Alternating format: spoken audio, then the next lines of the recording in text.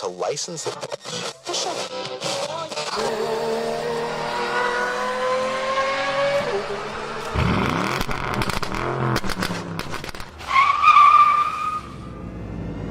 Meep, meep.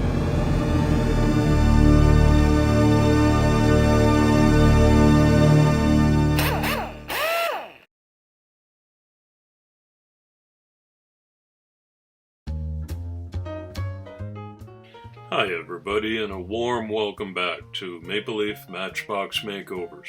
I'm Andrew, and on the bench today is a 1 to 57 scale Matchbox MG 1100, which was number 64 in the series. Matchbox produced these from 66 to 70, and the one in my hands was the original color until 1970 when it was released in blue. It's in good condition with a trailer hitch, and I wonder how much is that doggy in the window. I'm going to keep and use all of the original parts today and simply give the tired old paint job a freshening up. It'll be in and out.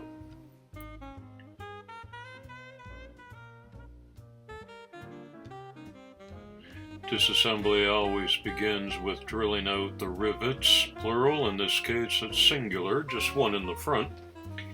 And you can see here that at the back there's a little slot near the trailer hitch where the two pieces fit together. With a little bit of gentle persuasion from my flathead screwdriver, the base separates from the main body.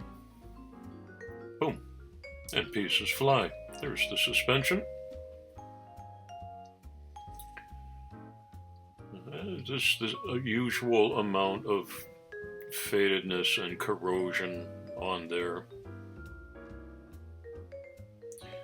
The trailer hitch survived all these many years, and finally this is a car that it actually suits, so I'm going to keep it. It took another moment of drilling off camera to release that one-piece windshield, but it came out pretty clean.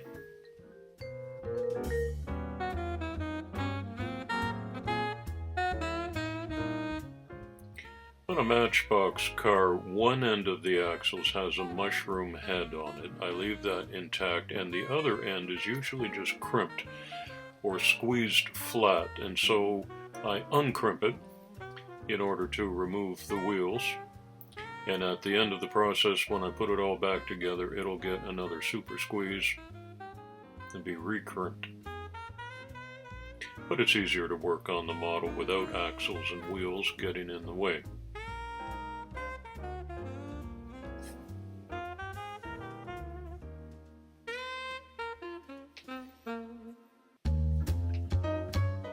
Just one single post to be drilled, and a test screw goes in there early in the process, so we know it all fits. And this is always a test of paint stripping gel versus paint. See who the winner is this time.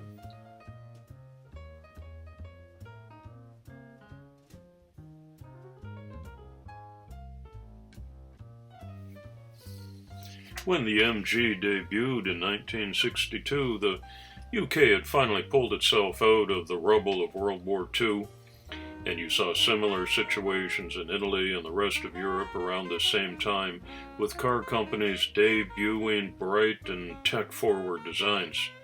It was the first chance people had to buy a real full-scale vehicle and not just some economy-minded microbox built out of old aircraft parts from a bombed-out factory.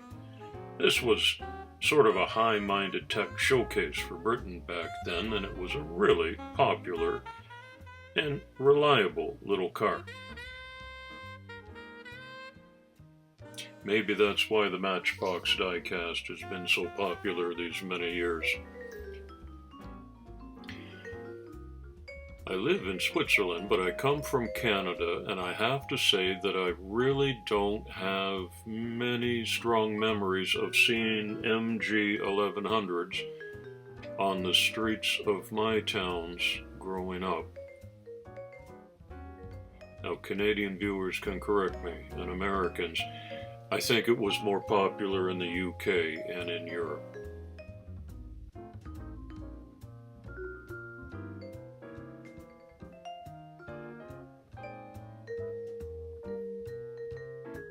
I want to say thank you to everybody for visiting my channel today and taking the time to view the makeover for the MG1100. If you're enjoying this video, please give it a thumbs up and take an extra moment and effort to click the subscribe button in the bottom right corner of your screen, and I'd sure appreciate that. Hit the notification bell and you'll be kept up to date with all of my latest uploads. And I invite you to leave your respectful comments below. It's a new hobby for me, and I'm learning and inevitably making some mistakes or maybe doing something differently than the way you've seen it before. And I really do appreciate your comments, and they help me out. I bookmark the links that you send me. I watch a lot of other makeover videos on YouTube, and I'm picking up ideas and tips and tricks all the time. So don't be shy, and I'll try to respond to each one of those in a timely fashion too.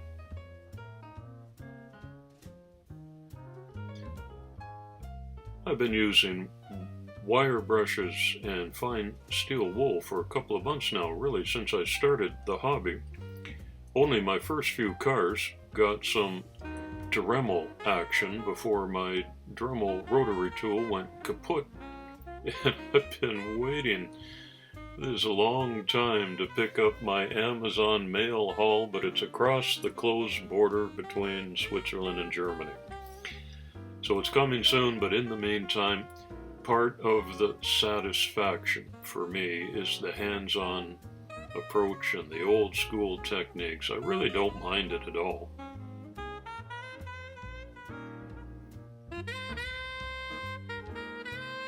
So if it's a new hobby for you, or you're thinking of just getting into it, I can promise you, you can do this inexpensively, probably with the tools and supplies that you've already got on your workbench.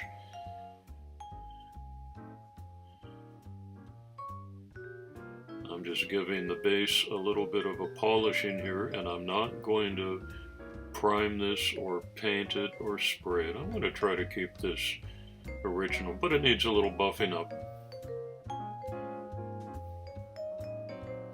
And special attention on this grill, because I love the detail on the MG1100 on the front end. But it's a little more delicate, so I'm carefully rubbing the piece on my dirty old microfiber cloth with the metal polish in it. And I don't want to chrome this or paint it this time because I like that patina, don't you? It's shinier, it's a little cleaner than it was, but I don't want it perfectly chromed up. I think this is going to add to the, or at least maintain, the personality of the car.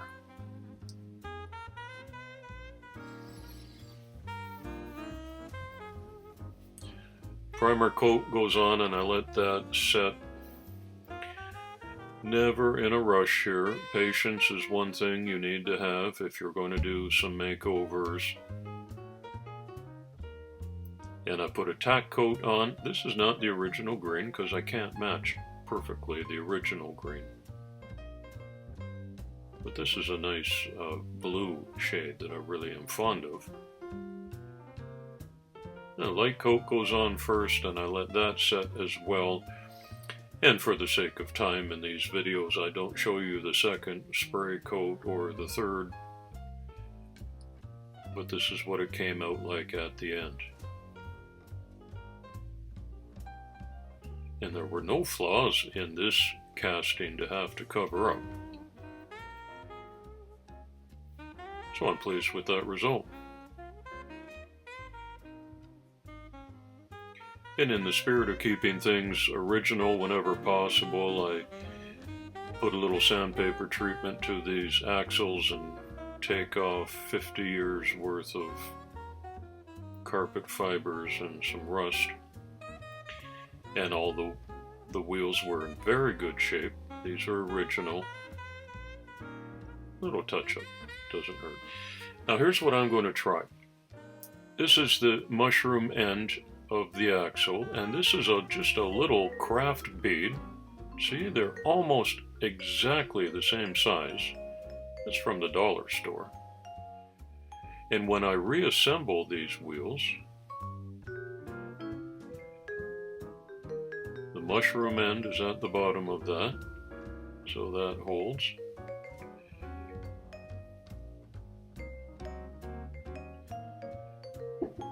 And I slip the other wheel on, and then I'm going to take my heavy pliers and recrimp the end of that.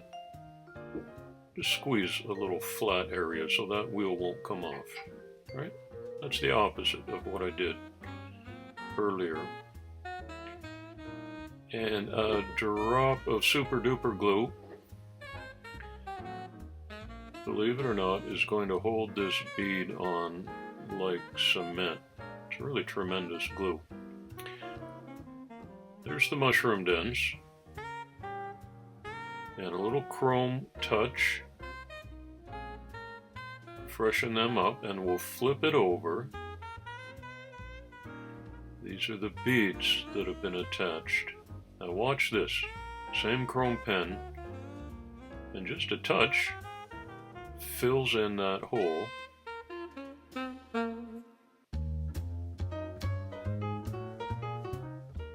And you've got to look pretty closely to see the difference in those.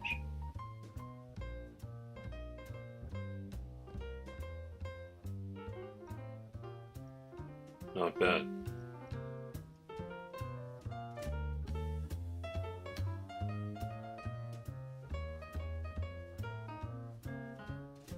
A basic reassembly for a Matchbox. This plastic suspension clips into the bottom of the interior with a little squeeze. I've already replaced the windshield unit.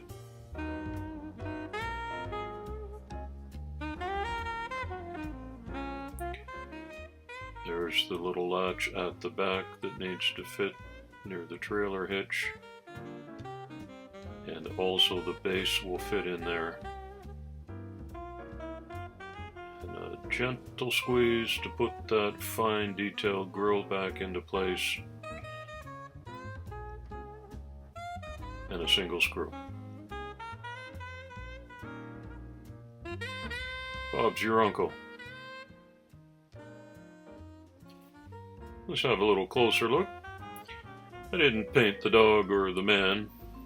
It's not my skill set, but I did have fun making this makeover. I painted the taillights. I'm happy with the paint finish and the job.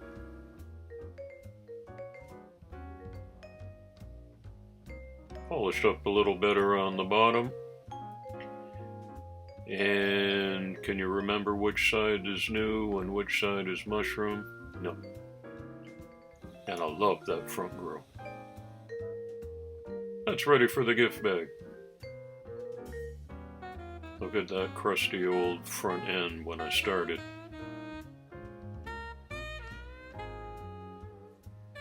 Restored, refurbished, renewed. Ready for a second life. Thanks for stopping by today. I hope you enjoyed watching this video. It's coffee time.